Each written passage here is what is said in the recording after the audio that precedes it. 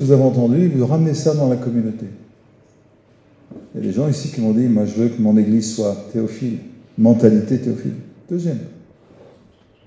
Troisième possibilité, vous dites, moi, je veux faire partie de l'équipe théophile. Je ne veux pas être un moineau, je ne veux pas seulement ramener ça chez moi, je crois. Moi je veux être ici, avec vous. Et puis quatrième possibilité, je veux faire partie de l'équipe.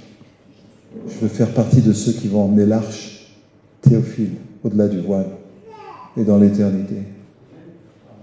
Vous avez compris qu'il y a moins de monde, c'est pas grave. Repartez chez vous avec ce que Dieu vous a dit. Si vous a dit d'ouvrir votre maison, faites-le. Si vous avez dit d'ouvrir votre maison, vous recevrez ici toutes les ressources possibles. Si vous a dit d'ouvrir votre maison avec les valeurs théophiles, on vous aidera. Si vous a dit d'ouvrir une église, une maison théophile, avec toutes non seulement les valeurs, mais aussi un engagement à marcher ensemble, à bâtir ensemble un royaume. Vous savez, les valeurs théophiles sont dans le site. Regardez sur Internet, vous les trouverez. Et puis vous pouvez ouvrir votre maison en disant, mais moi, je suis membre de ceux qui comptent le cœur de Théophile.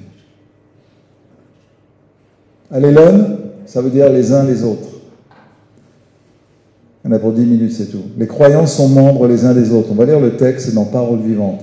De même, nous tous qui sommes en communion avec le Christ, malgré notre pluralité, nous ne formons ensemble qu'un seul corps. Individuellement, chacun a besoin de tous pour être complet. Nous sommes mutuellement interdépendants. En effet, comme les organes entre eux, nos fonctions nous lient les uns aux autres. Ephésiens 4 dit la même chose. C'est pourquoi défaites-vous du mensonge, rejetez tout faux semblant, que chacun de vous aborde son prochain en toute vérité. Ne sommes-nous pas membres les uns des autres dans un même corps? Les uns des autres, alléluia. On est membres d'un même corps, alléluia. Ils doivent s'édifier les uns les autres. C'est pourquoi il vous faut réconforter, vous encourager mutuellement et progresser dans l'unité, comme déjà vous le faites mutuellement, c'est alléluia. Romains 14. Ainsi donc, cherchons toujours ce qui contribue à favoriser la paix et à nous faire grandir.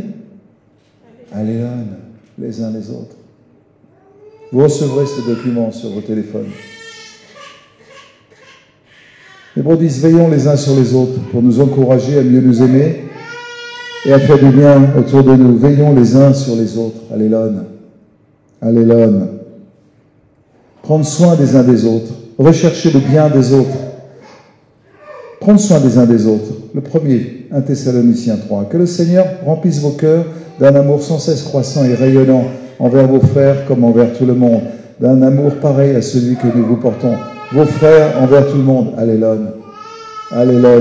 Recherchez le bien entre tous. 1 Thessaloniciens 5,15. Prenez garde que personne ne rende le mal pour le mal. Soyez bons les uns envers les autres. Ayez sans cesse en vue le bien des autres, qu'il s'agisse de vos frères ou de tout le monde. Soyez bons les uns envers les autres. Soyez bons les... Alléluia. Vous allez y arriver. Je suis patient. J'ai l'espoir qu'un jour vous allez comprendre que ce soir. Supportez-vous les uns les autres. Regardez ce texte. Qu'on voit dans votre vie de tous les jours que vous êtes humble, doux et patient. Je vais le redire quand même. Qu'on voit dans votre vie de tous les jours que vous êtes doux, humble et patient de la nature de Dieu. En particulier dans vos rapports mutuels. Portez et supportez-vous réciproquement avec beaucoup d'affection. Rapport mutuel. Alléluia. Si vous trouvez à critiquer votre frère, portez et supportez-vous les uns les autres. Le mot là, si vous trouvez à critiquer votre frère, c'est s'il a péché. Si l'un de nous a péché, on se supporte les uns les autres. Alléluia. Portez les fardeaux les uns les autres. Alléluia. Aidez-vous mutuellement à porter vos fardeaux. En fait, dans la traduction second, c'est toujours les uns les autres. Ça, c'est la traduction Parole vivante qui est plus large, simplement. Aidez-vous mutuellement à porter les fardeaux. Supportez les fautes et les faiblesses des autres. De cette manière, vous accomplirez la loi de Christ. N'a-t-il pas porté vos fautes et vos faiblesses? Portez les fardeaux, supportez les fautes, aidez-vous mutuellement. C'est quoi le mot? Allez là, ouais, vous allez y arriver. Être bon et compatissant. Se supporter, porter les fardeaux, être bon et compatissant les uns envers les autres. Ephésiens 4. Soyez bons et compréhensifs les uns envers les autres. Allez là, c'est bien. C'est mieux si vous le dites. De se pardonner les uns les autres. Éphésiens 4, Colossiens 3. Aidez-vous entre vous, soyez prêts à chaque instant à vous pardonner aussi généreusement que Dieu vous a pardonné en Christ. Aidez-vous entre vous. J'aime ça, je vous aime. Recevoir la confession des uns des autres. Vous voyez, on est en train de dessiner le cadre de la communauté. Tous ces trucs, c'est ce que Paul dit, pas que Paul d'ailleurs, mais ce que la Bible nous dit, comment on doit vivre les uns les autres. Recevoir la confession des uns des autres. Ce que j'ai dit, rien ne sort de cette pièce. Ouais.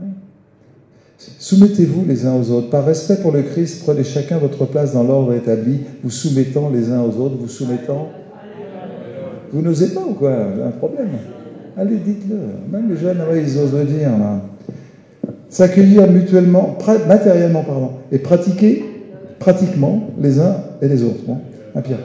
Exercez l'hospitalité envers les frères dans la foi sans vous plaindre. Envers les frères, c'est vrai, hein? C'est pas compliqué avec la Bible online, trop facilement. Considérez les autres comme plus importants que vous-même. N'agissez pas, on va dire ça, n'agissez pas en vue de la satisfaction de vos désirs particuliers, personnels. Les vôtres, quoi. Laissez tomber tout esprit de rivalité, que ni la vanité, ni le désir de faire bonne impression ne commandent vos actions, que, par humilité, chacun considère son frère comme meilleur et plus important que lui-même. Apprenez à connaître la supériorité des autres. Exactement, c'est là que ça se situe. Être plein d'affection les uns envers les autres. Romains 12. Comme les membres d'une même famille, aimez-vous en frères. Là, c'est les uns les autres, en fait. C'est là qu'elle est là. Aimez-moi d'une affection vraie et profonde. Aimez-moi d'une affection vraie et profonde. Estimez-vous mutuellement. On estime les gens, on ne les déprécie pas.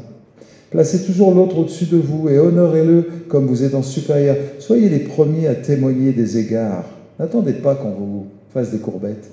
N'attendez pas qu'on vous honore. N'attendez pas qu'on ait des égards pour vous. Soyez les premiers à le faire. Prenez soin les uns des autres. Alléluia. Accueillez-vous donc affectueusement les uns les autres, tout comme le Christ vous a accueillis. Occupez-vous les uns des autres comme il a pris soin, et ceci pour la gloire de Dieu, bien sûr, pas pour votre gloire à vous. Vivre en harmonie. Alléluia. Vous avez compris. Moi, je veux que ça pénètre dans vos esprits. Et vous dites, Théophile, c'est quoi? Comment tu pourrais être Théophile? Tu parles ici, c'est quoi ton truc? Théophile, c'est Alléluia. Oh, regardez, c'est quoi ce truc? T'es devenu un peu... Alléluia. Voilà, c'est ça, Théophile. C'est les gens ensemble. Le reste, c'est superflu. L'amitié, l'amour d'abord. Le reste, ça se greffe. Le but, c'est l'amour. C'est juste les moyens d'y arriver. Vivre en harmonie les uns avec les autres. Ben oui, c'est ce qu'a dit. C'est ce qu'a dit Martin. Il a dit, ça fait 30 ans que je connais mon frère. La dernière fois, il a dit, ça fait 12 ans que je connais Philippe. Il n'y a jamais eu une ombre entre nous. C'est possible de vivre. C'est possible. Vivre en harmonie les uns avec les autres. Que vos sentiments vous rapprochent les uns des autres. C'est Romains 12, 16. Que vos sentiments vous rapprochent les uns des autres. Pas aux paroles, mais vos sentiments. Ce que vous ressentez, ça vous rapproche les uns des autres. Vous voyez? Il y a une orientation de ce qu'on ressent. On dit les sentiments, on ne peut pas les contrôler.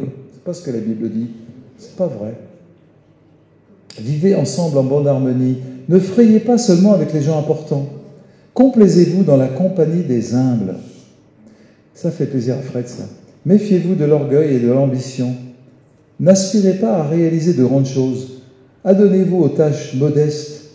Ne vous surestimez pas. Ne soyez pas de ceux qui savent tout mieux que les autres. Ne vous croyez ni meilleur ni plus sage que vous ne l'êtes, et n'ayez pas l'outrecuidance dense de penser que vous avez déjà tout compris. Je veux dire, le Romains 15, c'est Dieu qui est la source du courage et de la patience. C'est lui qui vous console, qu'il vous accorde, alléluia, les uns envers les autres, des sentiments de chaude sympathie qui étaient en Jésus-Christ, afin de vivre ensemble dans une harmonie parfaite comme le veut Dieu. S'aimer les uns les autres. S'aimer. Serge, tu as compris? Ouais, c'est bien ça. Je vous donne un commandement, une directive nouvelle. Aimez-vous. Oui, ça va être formidable. Ok, ça suffit. Voilà un des fondements de la communauté, Théophile. C'est... On l'a vu au début. C'était simple, hein? Pour une fois, pas très long. Demain matin, on parle du corbeau. Autre chose. Je sais qu'il y a tant. Voilà, alors je ne sais pas du tout ce qui se passe maintenant, mais on m'a dit que j'allais me coucher à 22 h.